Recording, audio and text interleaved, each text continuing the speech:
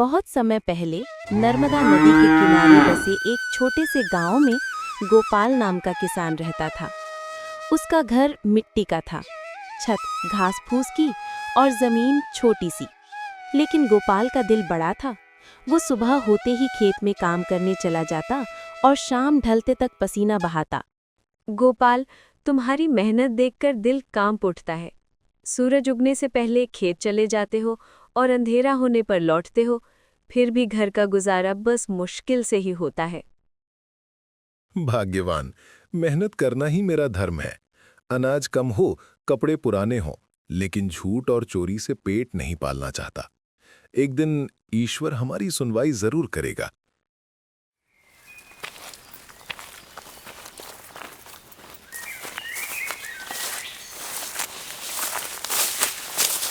ओ गोपाल, 5 महीने हो गए, फिर भी मेरा कर्ज नहीं लौटाया।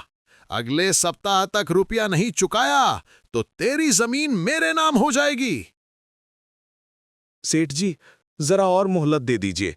इस बार की फसल अच्छी हुई तो सबसे पहले आपका कर्ज चुकाऊंगा।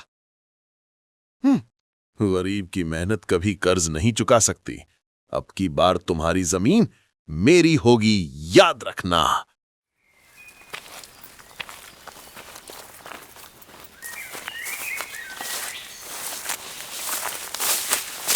अम्मा, ये सेठ हर बार पिताजी को डांटते क्यों हैं? बेटा, जब इंसान के दिल में लालच भर जाता है तो उसे दूसरों का दर्द नजर नहीं आता। मगर तू याद रखना, मेहनत और सच्चाई से जीने वाला कभी हारता नहीं। अरे ये क्या? मिट्टी के नीचे कोई घड़ा है और इसमें तो सोने के सिक्के हैं। वाह, ये तो भगवान की कृपा है। पर क्या ये सचमुच मेरा है या किसी और का गुम हुआ धन? अगर मैं इसे छुपाऊंगा तो ईमानदारी पर धप्पा लगेगा। नहीं, ये पंचायत के हवाले करना ही सही होगा। मुखिया जी, मुझे अपने खेत से सोने का घड़ा मिला है। मुझे लगता है ये किसी और का होगा। मैं इसे पंचायत को सौंपना चाहता हूँ। गांव वाले आपस में हैरानी से बातें करने लगते हैं।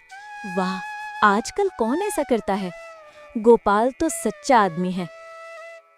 गोपाल, तुम्हारी ईमानदारी गांव के लिए मिसाल है। ऐसे समय में जब लोग अपने भाई का भी हक मार लेते हैं, तुमने सोने का घड़ा पंचायत को सौंप दिया। सेठ हरीलाल जल्दी से बीच में बोलते हुए, ये घड़ा तो मेरा है, मेरे दादाजी का धन था। जरूर मेरे खेत से बहकर गोपाल की खेत तक आ गया। मुझे लौटा दो। सेठ जी, अगर ये सचमुच आपका है तो पंचायत जांच करेगी और सही निर्णय देगी। मैं झूठा धन कभी नहीं चाहता। सेठ जी, अगर ये सचमुच आपका होता तो आप सालों पहले इसकी खोज करते। आज जब ईमानदार गोपाल ने सबके सामने रखा, तभी आपको याद आया। सच यही है कि ये घड़ा किसी का नहीं, ये अब गांव की अमानत है। सही कहा बाबा, गांव की भलाई में लगना चाहिए। निर्णय ये है कि इस धन से गांव में एक बड़ा कुआं खुदवाया जाएगा ताकि हर किसान को पानी मिले, और गोपाल की ईमानदारी के सम्मान में उसे गांव का सत्यनिष्ठ किसान का खिताब दिया जाएगा। गांव वाले तालियां बजाते हैं। कुछ महीनों बाद, अम्मा देखो, अब गांव में कुआं बन गया। पिताजी ने सच में सबका जीवन बदल दिया। नहीं बेटा, ये सब सच और ईमानदारी की ताकत है। याद रखना, धन तो कभी भी आ सकता है, पर सम्मान और विश्वास केवल सच्चाई से ही मिलता है। सच्चाई और ईमानदारी में इतनी ताकत होती है कि वो पूरे समाज को बदल सकती है।